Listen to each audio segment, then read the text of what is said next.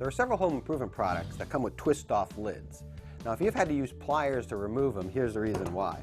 Often, the product itself, in this case it's a wood finish, a teak oil, will spill out onto the threads. Then when you replace the lid, the material actually acts as an adhesive and seals it on there. It makes the lid almost impossible to remove. And that's not only true of teak oil and polyurethanes, but also several kinds of sealers as well that you might use around the house. So here's the trick. Get a piece of wax paper about 3 or 4 inches wide, and then cut off a little square of it. And next time you get ready to replace the lid, just put the wax paper over it.